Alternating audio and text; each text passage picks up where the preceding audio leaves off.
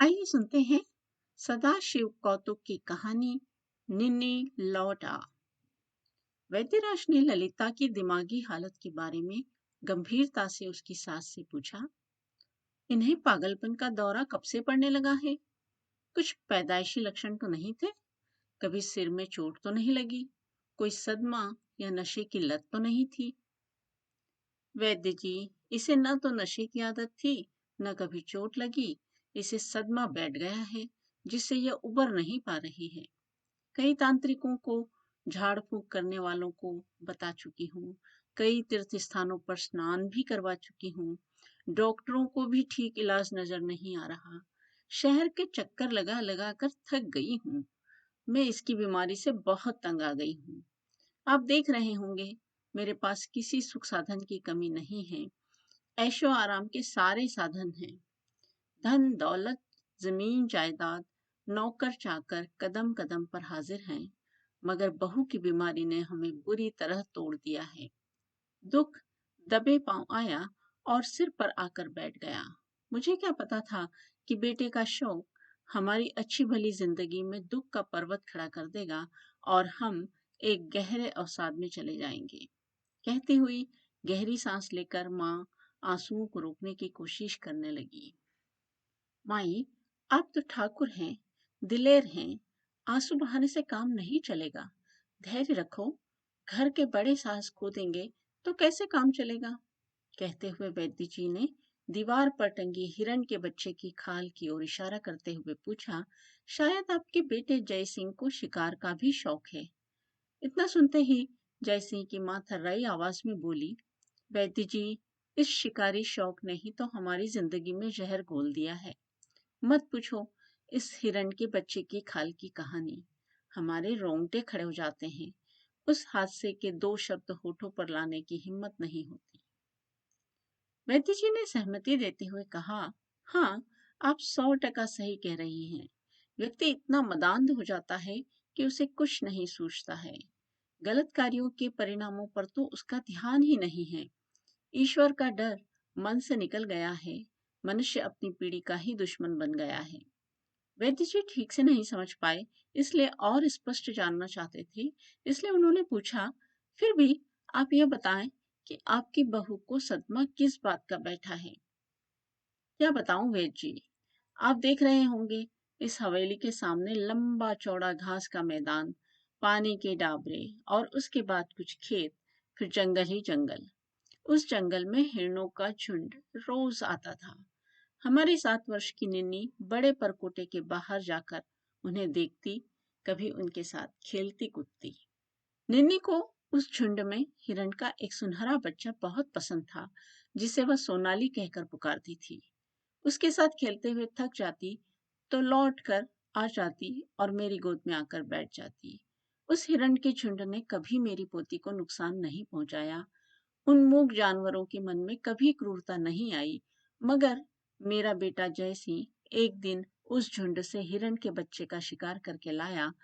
उसके दूसरे दिन से इस मैदान पर हिरणों का आना बंद हो गया।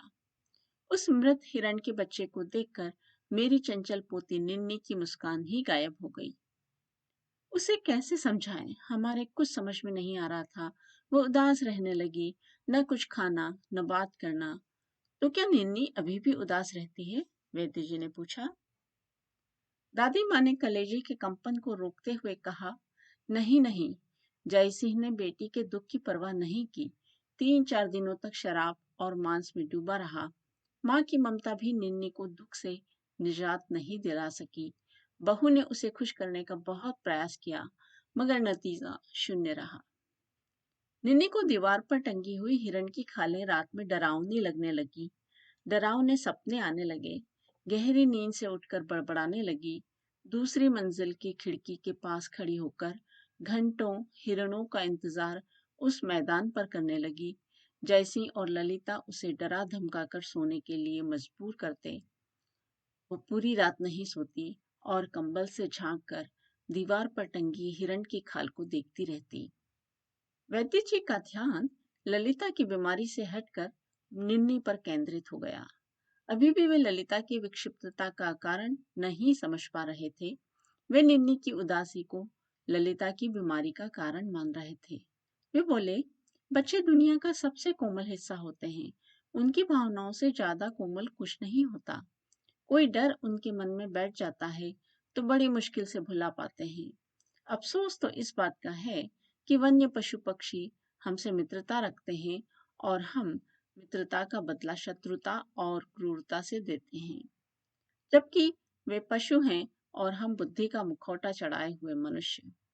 अब तो वन्य जीव इतने हिंसक नहीं रहे जितना मनुष्य दिनों दिन हिंसक होता जा रहा है। मनुष्य ने हमेशा कमजोर पर ही कब्जा किया है, कमजोर को ही मारा है। थोड़ी सी शक्ति प्राप्त करके व्यक्ति अहंकारी हो गया। अहंकार के बारे में कहा गया है, अहंकार ने स्वाहा किया धन वैभव और वंश। इतिहास पलट कर देख लो, रावण कौरव कंस। मनुष्य इस चकाचौंध में बेगाना हो गया है। पहले पेड़ों को काटता है, फिर बारिश के लिए बादलों के आगे हाथ फैलाता है। बगैर सोचे समझे अंधी चाल चल रहा है। यह अंधी चाल डुबोने ही वाली है। जब जब प्रकृति से तालमेल बिगड़ा, तब तब मनुष्य जाति पर खतरा मंडराया है। बल्कि अब तो मनुष्य जाति का अस्तित्व ही खतरे में पड़ गया है। खैर, फिर आगे क्या हुआ? दादी माँ ने डबडबाई आंखें पोंछ कर कहा, फिर क्या था? निन्नी के दिमाग में पिता का क्रूर कृत्य अंदर तक धस गया था। वह समझ गई थी कि हिरण के बच्चे का शिकार उसके पिता ने ही किया है तथा इसीलिए जंगल के हिरणों ने इस घास के मैदान का बहिष्कार कर दिया है। उसे दीवार पर टंगी हिरण की खाल में सोनाली दिखाई दे रही थी। सोनाली उसे जंगल की ओर खींच रही थी। 5-6 दिनों के बाद रात को जयसिंह कुछ ग्रामीण साथियों को साथ लेकर फिर शिकार करने गया था। ललिता उस शाम कुछ मेहमानों में व्यस्त थी। निन्नी को जैसे सोनाली से मिलने की बेचैनी हो रही थी। उसने अच्छा अवसर देखा। वह अंधेरे का लाभ उठाकर रात 10 बजे घने जंगल की ओर बेखौफ सोनाली से मिलने निकल पड़ी। वो नहीं जानती थी कि जंगल में खूंखार जानवर भी रहते हैं।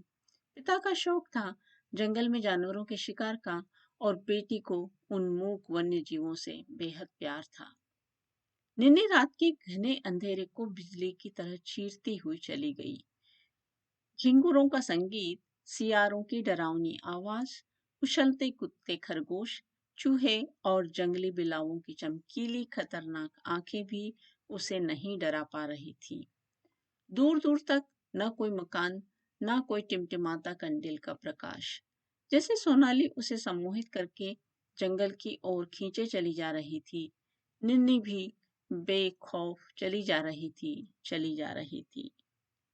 हमने व आए मेहमानों ने निन्नी को बहुत ढूंढा, मगर कहीं पता नहीं चला। किसी ने कहा बेडरूम में पलंग के नीचे सो गई हो। वहां भी टॉर्च लगाकर देखा, निराशा ही हाथ लगी। ललिता और मैं इतने घबरा गए थे कि कुछ भी नहीं सूझ रहा था। ललिता का चेहरा पीला पड़ गया था। आंखों में इतने आंसू बह गए थे कि शरीर में कुछ पानी नहीं बचा था। रात के 2 बजे जब जयसिंह शिकार से लौटा तो घर में मातम छाया हुआ था। जब उसे निन्नी के बारे में बताया तो वह कुछ हथियारबंद लोगों के साथ हाथ में टार्च, कंडिल और मशाल लेकर निन्नी को ढूंढने घने जंगल की ओर निकल पड़ा। दूर तक जाने के बाद भी कहीं पता नहीं चला। एक ऊंची पहाड़ी पर कुछ आदिवासी रहते थे। उन्होंने बताया कि रात के 2 बजे एक बच्चे की दर्दनाक चीख दूर से सुनाई दी थी। वे लोग हथियार लेकर उस ओर लपके भी थे, मगर उस एक चीख के बाद कुछ भी सुनाई नहीं दिया। वे आदिवासी जब लौट रहे थे तो उन्हें 2 सैंडल पड़े मिले। फिर जयसिंह बंदूक तानकर उसी दिशा में दौड़ा और एक गहरी खाई के किनारे जाकर रुक गया। वहां उसने देखा नीचे खाई में निन्नी के कपड़े झाड़ियों में उलझे हुए थे और निन्नी की दूर दूर तक आवाज नहीं थी। जैसे जैसे हिरण को भून कर खाता था, वैसे ही उस गहरी खाई में शेर निन्नी को कच्चा चबा रहा था। आदिवासियों ने विश्वास दिलाया था कि हमारी लाडली अब दुनिया में नहीं रही।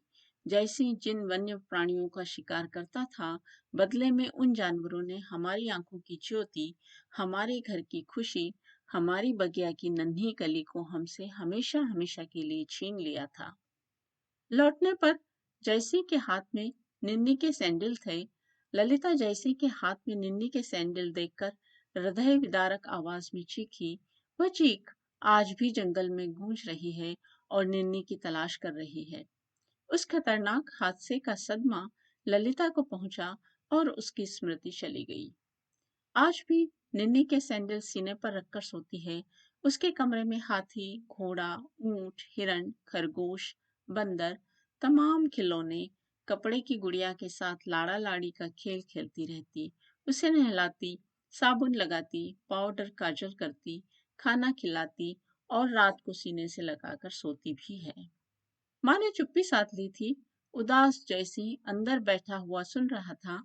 उसका भी सब्र का बांध टूट गया। वह माँ के पैरों पर सिर रखकर जोर से रोने लगा। उसके रोने की आवाज सुनकर निन्ने के इंतजार में बैठी विक्षिप्त ललिता कमरे से बाहर आई। जैसी को आंखें फाड़ फाड़ कर देखने लगी, फिर जंगल की ओर हाथ फैलाकर आवाज लगाने लगी, निन्नी लौट आ, निन्नी लौट आ।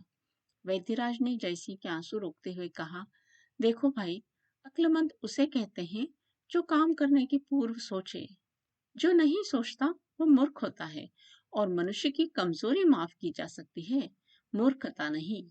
गलत व्यवहार जीवन की एकमात्र अपंगता है। हमें प्रकृति को नष्ट नहीं करना चाहिए, क्योंकि हमारा शरीर प्रकृति से ही तो बना है।